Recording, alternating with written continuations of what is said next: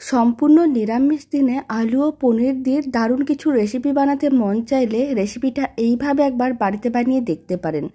মাত্র কয়েক মিনিটের মধ্যে রেডি হয়ে যায় আর খেতেও ভীষণ ভালো হয়। যা ভাত, রুটি, পরোটা যে কোনোর সঙ্গে খেতে বেশ ভালো লাগবে। রেসিপিটা শেষ পর্যন্ত দেখার জন্য আপনাদের কাছে অনুরোধ রইল। নমস্কার, আমি রুমি। আপনাদের সবাইকে আবারও একটা দারুণ স্বাদের রেসিপিতে স্বাগত। প্রথমে একটা কড়াইকে গ্যাসের ওভেনের ওপরে বসিয়ে দিয়েছিলাম। কড়াইয়ের মধ্যে আমি দিয়ে দিলাম বড় চামচের 2 চামচ সর্ষের তেল। তেলটা খুব ভালো করে গরম করে নিতে হবে। তেলটা যখন ভালো করে গরম করা হয়ে যাবে, চা চামচের 4 ভাগের 1 ভাগ লবণ দিয়ে দিলাম। আর দিয়ে দিচ্ছি সামান্য পরিমাণ হলুদ গুঁড়ো, 1 চিমটের মতন হলুদ গুঁড়ো দিয়ে দিলাম। এখন লবণ ও হলুদ গুঁড়োটা তেলের সঙ্গে খুব ভালো করে মিশিয়ে নিতে হবে আর কড়াইয়ের চারিদিকে ভালো করে ছড়িয়ে নিতে হবে। তেলটাও গরম হয়ে গেছে, লবণ হলুদ ভালো করে মেশানো হয়ে গেছে। এবার আমি দিয়ে দিলাম 2 বড় সাইজের কেটে রাখা আলু। আলুগুলোকে এরকমই মিডিয়াম সাইজ করে কেটে রেখেছিলাম। খুব ভালো করে একসঙ্গে মিশিয়ে নিতে হবে। ফ্লেমটা মিডিয়ামে রেখে আলুগুলোকে বেশ লাল লাল করে ভেজে নিতে হবে।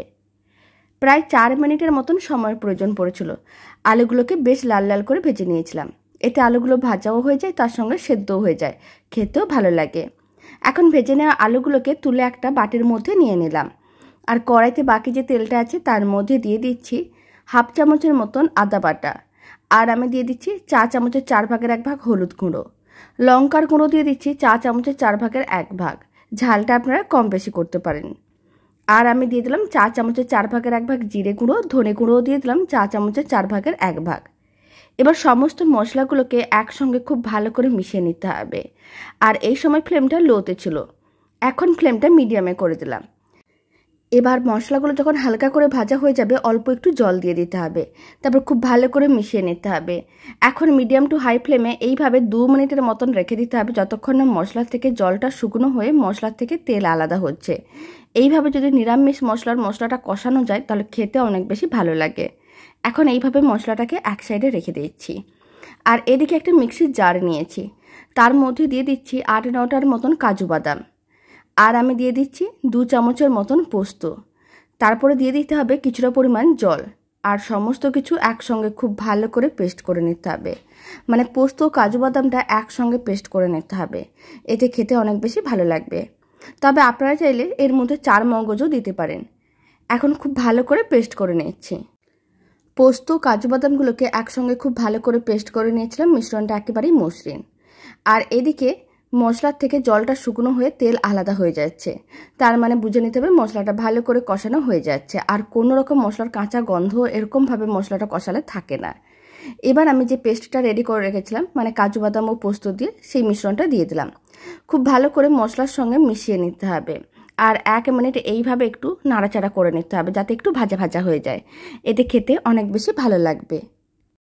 প্রায় 1 মিনিট নাড়াচাড়া করে ভেজে নিয়েছিলাম। আপনারা দেখুন আবারও তেল আলাদা হওয়া শুরু করে দিয়েছে। এই সময় আমি দিয়ে দিচ্ছি ভেজে রাখা আলুর টুকরোগুলো। আলুর টুকরোগুলো আগে থেকেই ভেজে রেখেছিলাম। এবার আলুর টুকরোগুলো খুব ভালো করে মিশিয়ে নিতে হবে। তারপরে দিয়ে দিতে হবে বেশ কিছুটা পরিমাণ জল। আর এখানে আমি মিক্সির জারের মধ্যে বেশ কিছুটা পরিমাণ জল দিয়ে খুব ভালো করে ধুয়ে নিয়েছিলাম, সেই জলটা দিয়ে দিলাম।